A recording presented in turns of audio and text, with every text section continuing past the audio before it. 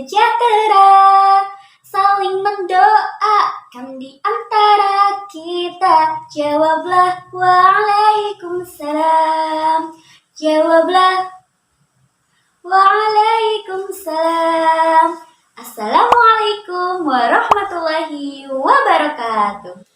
Hai, apa kabar anak-anak? Semoga dalam keadaan sehat ya. Amin.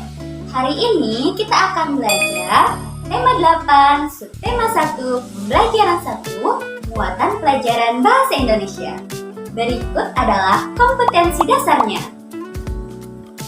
Nah, dari kompetensi dasar tersebut, kita akan belajar tentang cerita fiksi dan ciri-ciri cerita fiksi.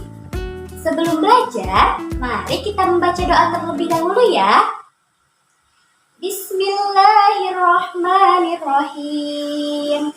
Rabbi jidni ilman warzuqni fahman. Amin. Yuk siapkan alat tulis dan bukunya terlebih dahulu ya. Yang sudah mempunyai buku paket tema 8, buka bukunya halaman 2 sampai 5 ya. Nah, kalau sudah mempersiapkan alat tulis dan bukunya, mari kita mulai pembelajarannya. Ibu mau bertanya, apa kamu senang membaca cerita? Apa cerita yang pernah kamu baca? Dan apa cerita yang terkenal di lingkungan tempat tinggalmu? Udin dan keluarga sedang berlibur di daerah asalnya, yaitu di Jawa Barat. Di lingkungan tempat tinggal Udin di Jawa Barat, terdapat tempat wisata Telaga Warna. Telaga Warna terletak di kawasan Puncak Bogor. Saat Udin berwisata di Telaga Warna, ayah Udin menceritakan asal mula Telaga Warna. Cerita asal mula Telaga Warna merupakan cerita turun-temurun yang terkenal di daerah tersebut. Bagaimana cerita asal mula Telaga Warna?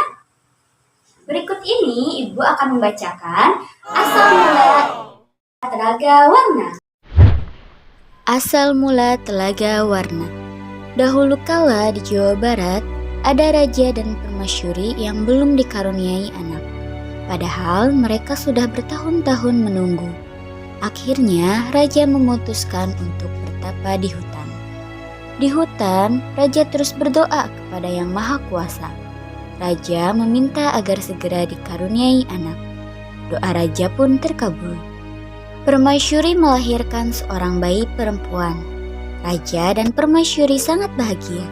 Seluruh rakyat juga bersuka cita menyambut kelahiran putri raja. Raja dan permasyuri sangat menyayangi putrinya. Mereka juga sangat memanjakannya. Segala keinginan putrinya dituruti. Tak terasa, putri raja telah tumbuh menjadi gadis yang cantik. Hari itu, dia berulang tahun ke-17.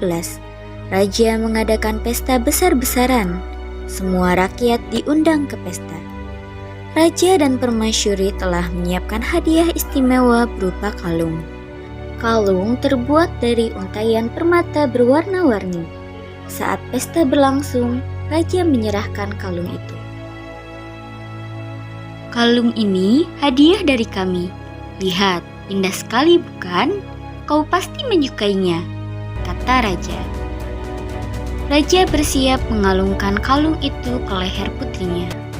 Sungguh di luar dugaan, putri menolak mengenakan kalung itu. Aku tidak suka kalung ini, ayah, tolak putri dengan kasar. Raja dan permasyuri kaget. Kemudian permasyuri berusaha membujuk putrinya dengan lembut.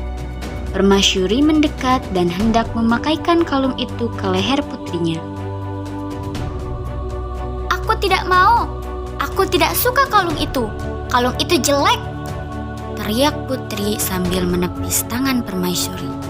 Tanpa sengaja, kalung itu terjatuh. Permata-permatanya tercerai-berai di lantai. Permaisuri sangat sedih. Permaisuri tertunduk dan menangis. Tangisan permaisuri menyayat hati. Seluruh rakyat yang hadir turut menangis. Mereka sedih melihat tingkah laku putri yang mereka sayangi. Tidak disangka, air mata yang tumpah ke lantai berubah menjadi aliran air. Aliran air menghanyutkan permata-permata yang berserakan. Air tersebut mengalir keluar istana dan membentuk danau. Anehnya, air danau berwarna-warni seperti warna-warna permata kalung putri. Kini, danau itu dikenal dengan nama Telaga Warna.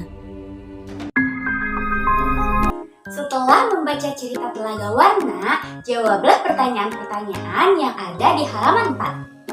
Nomor 1, siapa tokoh-tokoh yang terdapat dalam cerita tersebut? Ada siapa saja? Ya, tokoh-tokoh dalam cerita tersebut yaitu raja, permaisuri, putri raja, dan rakyat. Nomor 2, di mana raja melakukan pertapaan? Ya, betul. Raja melakukan pertapaan di hutan. Nomor 3, apa hadiah yang disiapkan raja dan permaisuri untuk ulang tahun putrinya? Hadiah yang disiapkan raja dan permaisuri untuk ulang tahun putrinya adalah kalung. Kalung tersebut terbuat dari untaian permata berwarna-warni. Nomor 4, mengapa permaisuri bersedih dan menangis? Ya, permaisuri bersedih dan menangis karena putrinya tidak mau menerima kalung yang telah disiapkannya sebagai ulang tahun. Saat permaisuri akan memakai kankan kalung itu di leher putrinya, putri menepis tangan permaisuri sehingga kalung tersebut jatuh dan permata-permatanya tercerai-berai di lantai. Nomor 5, bagaimana sifat putri dalam cerita tersebut? Sifat putri dalam cerita tersebut yaitu tidak menghargai pemberian orang lain, tidak sopan, dan kasar. Sifat-sifat tersebut tampak ketika putri tidak menyukai kalung hadiah pemberian dari raja dan permaisuri. Apakah kalian tahu bahwa cerita Asal Mula Telaga Warna merupakan salah satu contoh teks fiksi berupa cerita? Jadi, apa yang dimaksud cerita fiksi? Ya, cerita fiksi adalah rekaan atau khayalan pengarang. Isi cerita dapat murni berasal dari khayalan pengarang, tapi juga dapat berdasarkan fakta. Cerita fiksi yang dikarang berdasarkan fakta diperoleh dari berbagai pengalaman, baik pengalaman diri sendiri maupun pengalaman orang lain. Kemudian pengalaman tersebut diolah menjadi bahan cerita yang menarik. Ciri-ciri cerita fiksi yang pertama merupakan cerita rekaan atau cerita nyata yang diolah oleh pengarang. Yang kedua, bertujuan untuk menghibur dengan menceritakan suatu peristiwa. Yang ketiga, disajikan dalam alur cerita. Yang keempat, menggunakan bahasa yang komunikatif. Dan yang kelima, menggunakan bahasa tidak baku. Baiklah, materi pada pembelajaran hari ini telah selesai. Apa saja yang telah anak-anak pelajari hari ini? Ya, kita telah belajar cerita fiksi dan ciri-ciri cerita fiksi. Cerita fiksi adalah cerita rekaan atau hayalan dari pengarang. Isi cerita fiksi dapat berupa hayalan atau dapat berdasarkan fakta. Ciri-ciri cerita fiksi tadi ada berapa? Ada apa saja? Nah, agar anak-anak lebih paham dan lebih ingat lagi yang mengenai materi pembelajaran hari ini, Silahkan isi soal berikut ini.